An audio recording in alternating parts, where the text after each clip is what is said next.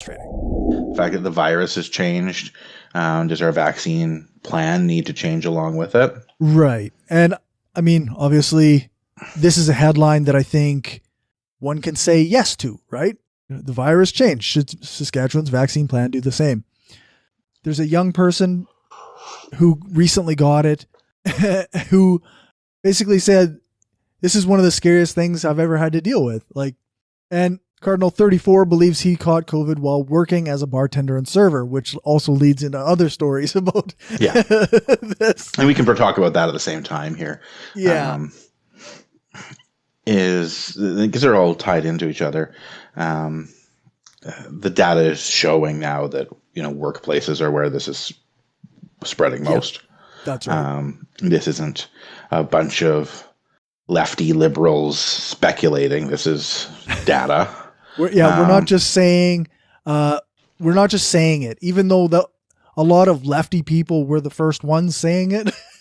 The data is absolutely there. This article says over 50%, but I think it's closer to 66 to 70% of our declared outbreaks are in workplaces. Because how do you keep,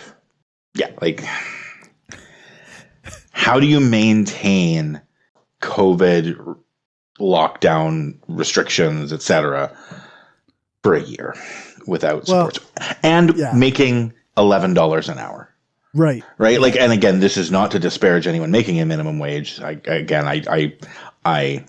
100% reject the even concept of the term unskilled labor. There's no such thing. Yep. But we're paying people $11 an hour to put their life at risk, and not giving proper training. And I do not blame the workers for this in any way, shape, or form. If things, we talked about the grocery cart, right? I said, no, I'm sure they are doing it fine, but what if they're not, right? And I don't know how we can say these workers are not worthy of protection and not worthy of a living wage, while then also expecting them to continue working while we have this pandemic occurring. It just, there's such a disconnect between the various moving parts. That's right. So it's pretty bizarre. We recently got, there's a service alert from a town hall, with a bunch of data in it. And, Saskatchewan is not in good shape as far as COVID is concerned. We have, and they're projecting it to be really even worse. So,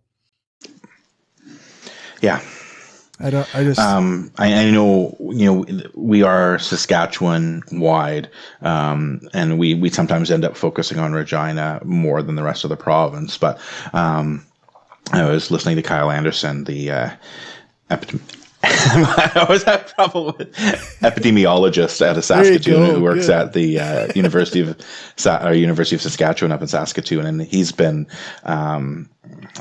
just fantastic and very, very clearly outlining data and information. Because this is what he does. Right. He teaches this stuff for years, and now is teaching all of us this stuff. Yeah. But was talking about how pretty much everything you're seeing in Regina, you're going to start seeing into Saskatoon in about a 2 to 3 week delay. So there's about a 2 to 3 week lag between what's happening in Regina and what will hit Saskatoon. So we're now at this spot where, of those ICU beds province wide, it was something like over half, close to 2/3, I think, were in Regina. Yeah. And so the province is at capacity, with Regina making up the bulk of that. But then if you add in Saskatoon having the it's not going to literally bursting at the seams.